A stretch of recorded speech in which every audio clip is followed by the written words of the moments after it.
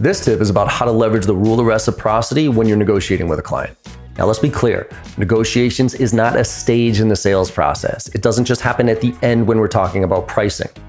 It happens at every stage throughout the entire sales process. From the minute somebody says, send me information, that's a point in negotiations. So we got to think about it that way. Now, there's two ways that people tend to train or look at negotiations. One of them is quid pro quo, which is I'll do this for you if you do that for me. If you don't do this for me, I won't do that for you. And look, I get it. Sometimes that's necessary. Look, I just can't give you that discount unless you're going to sign the contract, right? I get it. But the problem with quid pro quo is that when we get to that point, it's a battle. It's typically not a good thing for us because we're kind of arguing with each other. The other way to look at negotiations is the rule of reciprocity. Now, the rule of reciprocity is a human condition. There's a book on this called Influence by Robert Cialdini. It's one of my favorite books. And it talks about how, as human beings, we're all bound, even driven to repay debts. Think about it. Anybody here like owing anybody anything? Somebody buys you coffee this morning. What's probably going to happen tomorrow morning? You're going to buy them coffee. So there's something about us, right? But there's an immediacy to it. So when somebody asks for something, there's a fleeting moment that somebody actually feels obligated to give them something in return.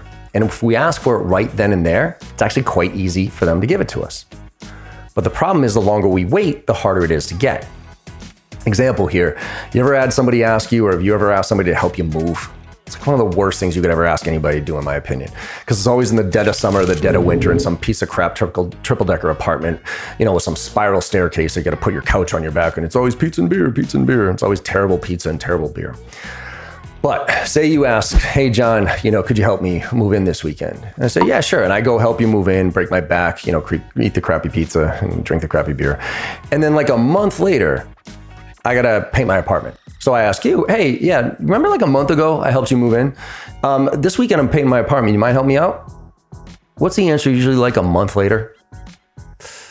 Yeah, John, I don't know. I got a lot of things to do this weekend. Maybe I'll stop by and have some pizza and beer. We called it a bullshit. But what if you asked me, hey, John, this weekend I'm moving in. Could you help me out? And I immediately said, yeah, no problem. Hey, in a couple of weeks, I got to be painting my apartment. You mind help me out then? How much easier is it to get you to help me paint my apartment right then and there? So much easier. So we can leverage this throughout the entire sales process. What you want to do, and we have very specific training on this one in our Driving to Close program if you want to check it out. But the effective thing, what you want to put together here, and you can do right now, is line up all the gives. What are all the things that clients ask of you throughout the sales process? So they want information, they want discounts, they want demos, they want proposals, they want bigger discounts, they want engineering time, whatever those things are. Write them all out, everything, as long as you can give it to them. And then prioritize it. So say there's 20 things on the list, 1 to 20. 1 is very easy to give away, like send me information. 20 is very difficult to give away, like a really deep discount, an extension on a proof of concept, something like that. Now, on the other side, you flip it over. You say, all right, what are the gets? What do we want? All right, so we want decision process, timeline, meeting with power, signed contract, testimonial, all these different things. Then you line those up 1 to 20, early, late. So early on in the sales process, I want 15-minute call, qualification call. Late on, I want a signed contract testimonial. And then you match them up. So when somebody asks for a 5, I ask for a 5 in return. Somebody asks for a 10, I ask for a 10 in return. And the difference between quid pro quo and rule of reciprocity is quid pro quo would be if then, right? I will do this if you do that type of scenario. Rule of reciprocity, you want to get to the point where you can say, look, I'm thrilled to give you that. In order for me to give you exactly what you're looking for, this is what I need in return from you. Here's an example. You ask for a proposal. I am thrilled to give you a proposal. You know what? You had said earlier that these 3 other people are involved in the decision-making process. So I can give you exactly the proposal you're looking for. Can I get about 5 to 10 minutes on each one of their calendars just so I can make sure that this proposal aligns with everybody's needs?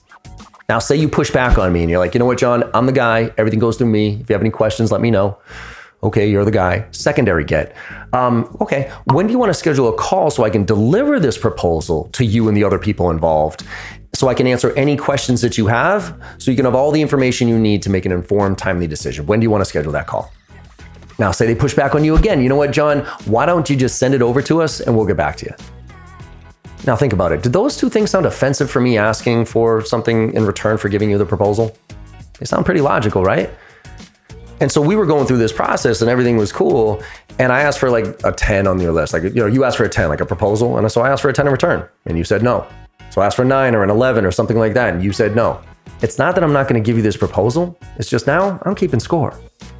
So the reciprocity factor can be happening all the time. Another example here for cold calling. When somebody says, send me information, what you want to do is, great, what information would you like to see? Make sure you get the details there. And then, and this is really important, what you want to do is get a defined next step. So what you'll say is, hey, when do you want to schedule a follow-up call? And they'll say next week. When next week? And then you do this with a really nice tone of voice. Actually, you know what? You got your calendar in front of you? And then wait for it. There'll be that little awkward pause where they realize that you got them. Because how much easier is it to get that next step right then and there than it is to wait until next week to get it? So think about how to leverage the rule of reciprocity throughout the entire sales process and think of the gives and the gets, but never, ever give something away without getting something in return. Make it happen.